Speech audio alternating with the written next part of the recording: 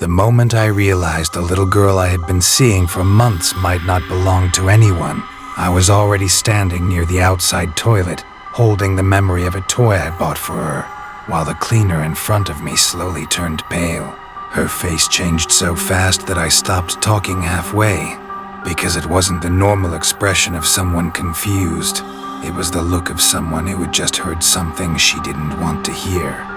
She stared at me for a few seconds, her lips slightly parted, her eyes moving toward the dark storeroom beside the toilet, before looking back at me again, and that small glance was enough to make my stomach feel cold. This happened in 2020 after I started working in a large office building.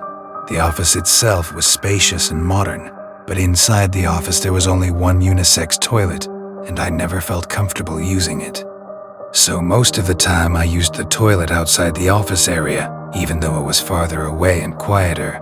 Not many people used that toilet because of the distance, and usually the only people I saw there were the cleaners, one middle-aged woman and one elderly woman. They were always doing something simple, wiping the sink, mopping the floor, arranging things near the small storeroom beside the toilet. That storeroom was narrow and dark, with cleaning supplies stacked inside, and even during the day, it always looked like the kind of place where light didn't fully enter.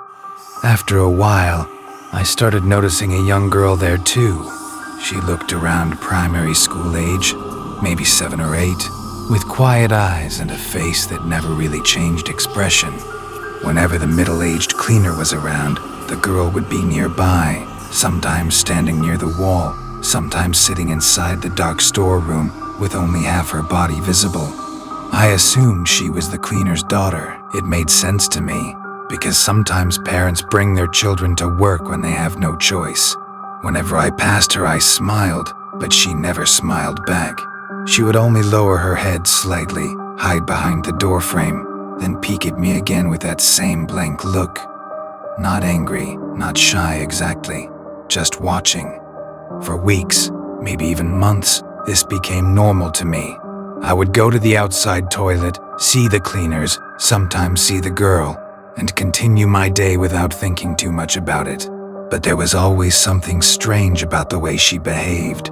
She never ran around loudly like other children. She never asked questions. She never played with anything. She just stayed near that dark storeroom, as if she was waiting for someone to notice her.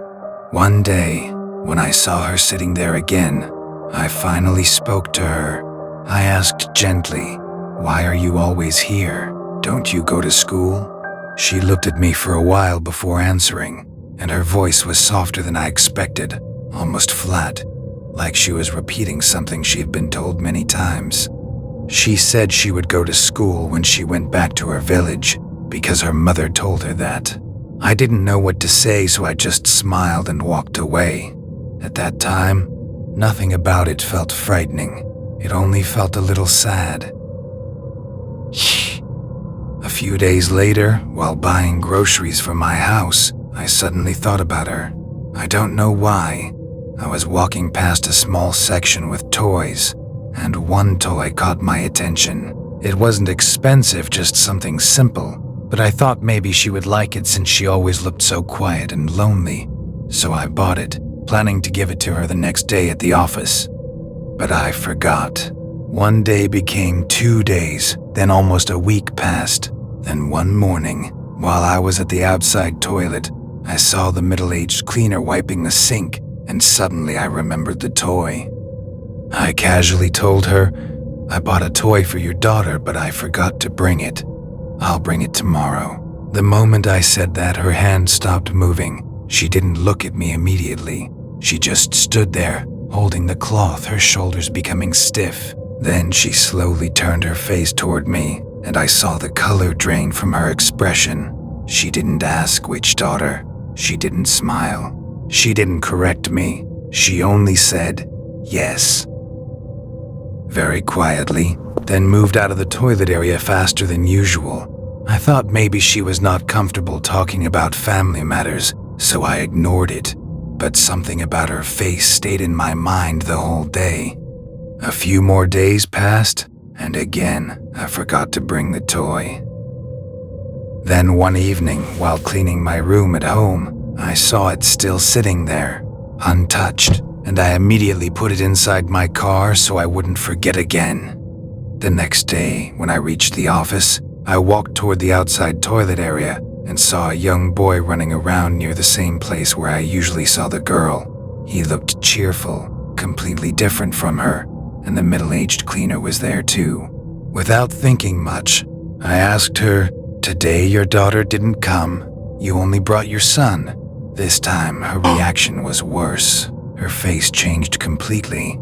She looked at me like I had said something impossible, then shook her head and told me she only brought her son sometimes when her husband had work outside.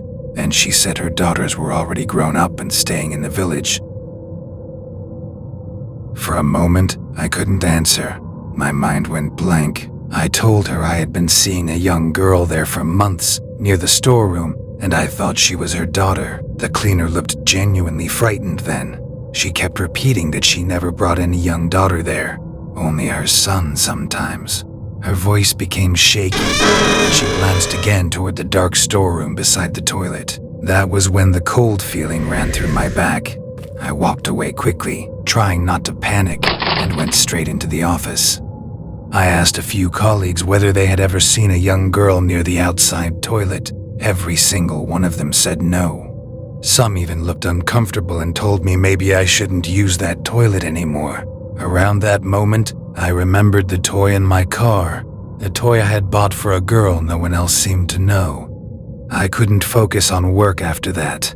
My hands felt cold, and my head felt heavy, like I was about to fall sick. I kept thinking about the girl's face, the way she never smiled, the way she hid inside the dark storeroom, the way she answered me about school and village as if those words did not fully belong to her. I asked my boss for permission to go back early, saying I wasn't feeling well, and the moment I reached my car, I opened the door and searched for the toy. I checked the passenger seat, the back seat, under the seats, inside the side compartment. Everywhere, it was gone. I knew I had placed it in the car. I remembered clearly, but it was not there anymore. For a few minutes, I just stood beside the car, looking inside like the toy might suddenly appear if I stared long enough. Then I drove straight to a car wash, hoping maybe the workers would find it while cleaning. But even after they vacuumed everything, nothing was found. When I reached home, I asked my family whether anyone had taken a toy from my car, but everyone said no. That night, I lay on my bed unable to sleep, with only two questions moving in my mind again and again. Who was that young girl, and where did the toy go? The more I thought about her, the more the small details became disturbing. She never laughed. She never walked far from the storeroom. She never appeared when the elderly cleaner was alone. She only seemed to be there when a middle-aged cleaner was around, but even that cleaner denied knowing her. After that day, I stopped using the outside toilet completely. I forced myself to use the unisex toilet inside the office, even though I hated it, because anything felt better than walking past that dark storeroom again. A few months later, I heard both cleaners had been transferred somewhere else. Until today, I still work in the same office, but I never go back to that toilet unless I really have no choice. Sometimes when I pass the corridor from far away, I still look toward that storeroom without meaning to, half expecting to see a small face peeking from the darkness. I don't know who the girl was, and I don't know where the toy went. But if she was really something that stayed there alone, then I hope she found peace. And if she didn't, I just hope she doesn't remember that I was the one who promised to bring her something.